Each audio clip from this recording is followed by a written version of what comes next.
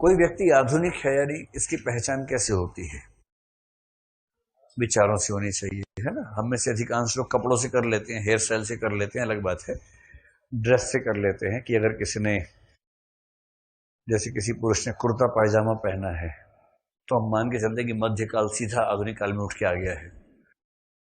और यदि उसने फटी जीन्स और टी शर्ट पहनी हो, टी शर्ट भी विंडोज वाली हो, 3-4 विंडोज वाली, तो अरे बाप रे बाप, 27वीं सदी का आदमी 21वें ही आ गया है। देखिए, तो हमें लगता है कि 600 साल आगे चल रहा है आदमी, यहाँ कैसे आ गया। ऐसी लड़कियों का है। दिल्ली विश्वविद्यालय में तो स्थापित मान्यता है कि कोई लड़की अगर सूट पहन के आ जाए, सलवार सूट, उसको औपचारिक नाम है बहन जी। औपचारिक नाम बहन जी चलता है कि ये बहन जी टाइप लड़की है। और कोई जीन्स टी शर्ट में हो, स्कर्ट में, तो कहेंगे हाँ ये आधुनिक लड़की है, आधुनिक काल की लड़की है। तो आजकल दिल्ली विश्वविद्यालय में ऐसी छवि हो गई है कि कोई लड़की बेचारी सूट शौक से ही पहनना चाहे तो इस खौफ में कि मुझे बहन जी मान लिया जाएगा और फिर मुझे इलेक्शन लड़वा दिया जाएगा बसपा से, इस दबाव में वो बेचारी सूट पहनती नहीं है। उसको बहन जी कहलाने का इतना खौफ है। कौन बहन जी कहलाना चाहेगा इस उम्र में भाई? कोई नहीं चाहेगा। लोग चाहते हैं कि उनको स्मार्ट माना जाए, काहे बहन जी माना जाए। तो कपड़ों से बहुत कुछ तय हो जाता है। लेकिन तब भी आधुनिकता की सही पहचान किस चीज से होगी? खोपड़ी से, विचारों से, चिंतन से।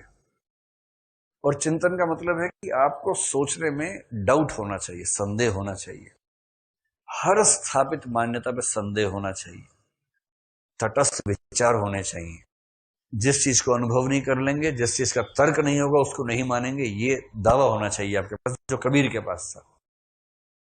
इसलिए कहते कबीर मध्य काल में पैदा होके आधुनिक रहे, और हम में से अधिकांश आधुनिक काल में पैदा होके मध्यकाल के। काल से फर्क नहीं पड़ता, फर्क पड़ता है इस बात से कि हम खुद को कहां तक लेके जाते हैं। तो आधुनिक आदमी धीरे धीरे क्या होता है? चिंतनशील होता है। और चिंतनशील जब होगा ना, जब बहुत सोचेगा, संदेह करेगा, तो उसके जीवन में आस्थाएं खत्म हो जाती हैं। देखिए, आधुनिक होने की पीड़ा बहुत गहरी पीड़ा है। अच्छी बात तो यह कि इस सब चक्कर में कोई ना ही पड़े, क्योंकि संतुष्ट सुअर होने में सुख तो है ही, कुछ भी कहो।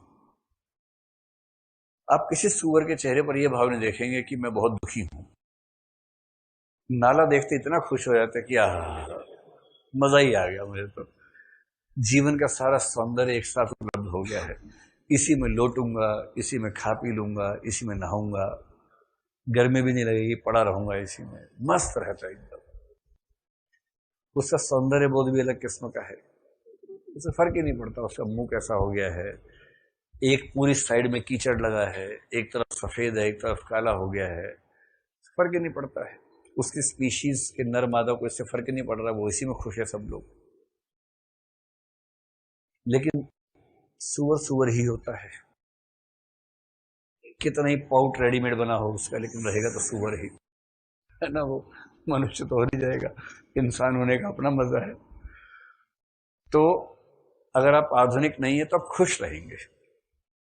जैसे आप में से अधिकांश की माताएं, अगर वो बहुत ज्यादा पढ़ी लिखी नहीं है, तो उनको बहुत वैचारिक द्वंद्व नहीं होते होंगे। जैसे उनको चीजें निश्चित रूप से पता है कि भगवान जी हैं, उनका नाम विष्णु जी है, विष्णु जी के अवतार हुए थे, एक थे राम, एक थे कृष्ण, एक त्रेता में हुए, एक द्वापर में हुए।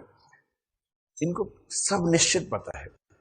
सीता जी थी, इनकी वैसे तो राधा के साथ था अफेयर, लेकिन वो अलग बात है कि शादी नहीं हो पाई। आजकल भी नहीं हो पाती, कई बार अफेयर टूट जाता है, कोई बात नहीं। सब निश्चित पता है, कोई डाउट नहीं है। हनुमान जी वानर जैसे दिखते थे, क्या थे, डाउट नहीं है। भगवान के भक्त थे तो वानर में भी शक्ति आ गई। सूर्य निकल लिया तो क्या हो गया, सूर्य निकल लिया तो। जहां आप संदेह होना शुरू हुआ, आप आधुनिक होने शुरू हो गए। और जहां संदेह होना शुरू हुआ, आपकी जिंदगी चौपट होनी शुरू हुई। अभी तक रोज मंदिर जाके ठीक से घंटी बजा रहे थे, हे लेटे हुए हनुमान, फिल्म्स निकलवा देना। अब आपके दिमाग में आ रहा है कि लेटे हैं कि गिर गई थी मूर्ति, समझ नहीं आ रहा है। और आंख बंद करते ही आपके मन में आस्था का भाव नहीं आ रहा, सवाल आ रहे हैं बहुत सारे। पुरोहित जी कह रहे हैं कि बच्चा विचलित लग रहे हो, ईश्वर नाराज हो जाएंगे। आपको उस पर डाउट हो रहा है कि ये जो मुझे सिखा रहा है ये आज तक यही क्यों कर रहा है। इतना धार्मिक होता, कुछ तो जीवन में ठीक कर लिया होता। सुबह से शाम तक सबकी दलाली करने में लगा हुआ, पूजा पाठ करवाने में, इसका अपना क्या है। अब डाउटफुल है। अब ये एक तरफा प्रक्रिया वॉल्व की तरह चले गए तो लौटने का रास्ता नहीं है इसमें। अब तो ऐसे ही हो गए आप, और उसके बाद धीरे धीरे क्या होगा, जिंदगी में कुछ नहीं बचेगा, एकदम मनहूसियत आ जाएगी, फैसला नहीं कर पाएंगे। लोग कहेंगे आपकी राय में भगवान है या नहीं, आप कहेंगे पता नहीं भाई, पता नहीं, बहुत सोचा, पहले मानते थे फिर मानना बंद कर दिए, अब डाउट होता है। कह रहे फिर भी आपकी राय के बड़े कुछ राय नहीं है, तुम जाओ यार, जाओ तुम जाओ। कह रहे चलो मंदिर चलो, आज जन्माष्टमी है, बहुत बढ़िया दृश्य होंगे, चलो मंदिर चलो। कह रहे नहीं यार, आस्था नहीं जमती है, आप जाइए, आप डांस कीजिए, डांडिया कीजिए, हम यहीं पर ठीक हैं। तो कोई कह रहा सच बोलना चाहिए, कह रहा पता नहीं यार, ये भी नहीं पता मुझे। तो पहले सुना था बचपन में कि बापूजी ने कहा था सदा सच बोलो, 3 बंदर थे उनके। उसके बाद एक कविता पढ़ ली, बापू के भी ताऊ निकले तीनों बंदर बापू के। उसके बाद से समझ नहीं आ रहा कि बापू ठीक थे कि बंदर ठीक थे। दुविधा हो गई है, अनास्था हो गई है, और जो हमेशा संदेह में रहेगा, अनास्था में रहेगा। अच्छा, जिसको पता ही नहीं कि ब्रह्मांड कितना है, वो इतना मस्त रहता है ना। मैं से 3-4 लोगों को जानता हूं जिनको अगर मैं स्पीशीज के नाम पे ना जाऊं तो संतोष सुअर कहने में कोई आपत्ति नहीं होनी चाहिए। स्पीशीज में वो होमोसेपियन सेपियंस है, निश्चित रूप से है, लेकिन अगर आप केवल वैचारिक स्तर पर जाए तो वो जो जेएस मिल के संतोष सुअर थे वही। इतने मस्त हैं जीवन में। वो जो कूप मंडूक था, कुएं का मेंढक, उसकी पूरी परिधि कुआं ही है, और कुएं के 7 मेंढकों में नंबर 1 पे वो चल रहा है। इतना सीना फुला के चलता है, सबसे बड़ा मेंढक मैं हूं कुएं का। उसे इस बात का इल्म ही नहीं कि ये कुआं एक कुआं है, और इस कुएं के बाहर इतनी बड़ी दुनिया है जिसमें उनकी कोई हैसियत नहीं, पर वो मस्त है क्योंकि वो जानते नहीं। मैक्स वेबर ने कहा, बड़ा अच्छा कहा, मैक्स वेबर ने कहा कि विज्ञान ने जीवन का सौंदर्य छीन लिया। जब तक पता नहीं था ना कि सूर्य क्या है, चंद्रमा क्या है, कितना बढ़िया चंदा मामा चल रहा था कि बच्चे बोलते थे मम्मा मम्मा वो क्या, मैं क्या बेटा मेरे भैया हैं, तुम्हारे मामा है, चंदा मामा है बेटा, मामा को प्यार करते हैं, मामा को यहाँ से प्रणाम करो, मामा जी प्रणाम। तो उससे बच्चे ने कहा मामा जी प्रणाम, तो हो गया, बच्चा मस्त था एकदम। अब बच्चा पूछ रहा है माँ से, माँ कह रही बेटा ये सैटेलाइट है अर्थ का, कह रहा ये क्या होता है। फिर माँ ज्ञान दे रही है, बच्चा ज्ञान ले रहा है। सूर्य का है, कुछ नहीं बेटा, आग का गोला है, हाइड्रोजन है, हीलियम है, गोला है। भाव ही नहीं आते।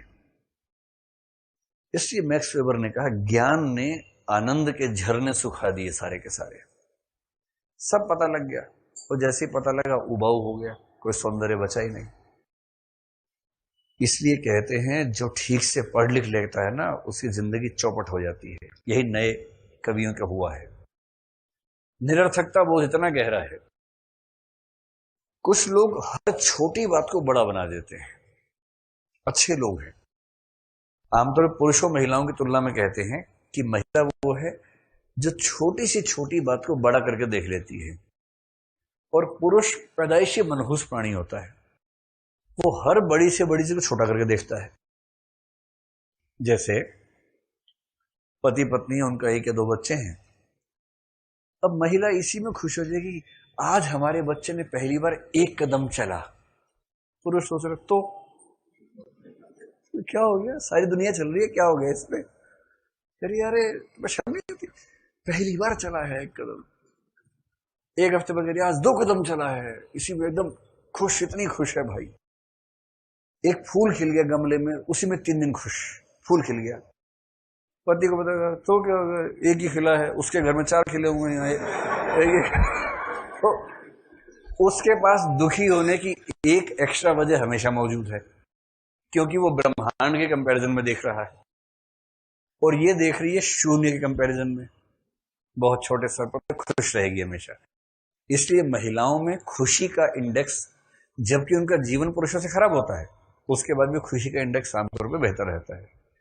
और पुरुषों को जीवन के अवसर, चुनौतियां, सुविधाएं ज्यादा हैं, उसके बाद भी मनहूसियत का आलम भी उनके अंदर ज्यादा रहता है। हमेशा प्रतिस्पर्धा में दुनिया को हरा देना है, दुनिया को दिखा देना है।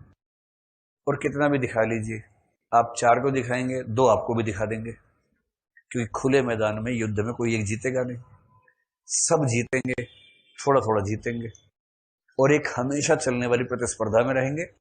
और जब जब खुश होने का मौका आएगा, तब तब अपने बेहतर से तुलना करके उस खुशी को आग लगा देंगे। निरर्थकता का एहसास होगा। लोग कहेंगे बधाई हो, आईएएस बन गया। अरे यार, आईएएस में क्या है, सीएम तो बन नहीं पाए। डीएम में क्या है, सीएम डांट देगा। ये निरर्थकता का एहसास हमेशा रहेगा।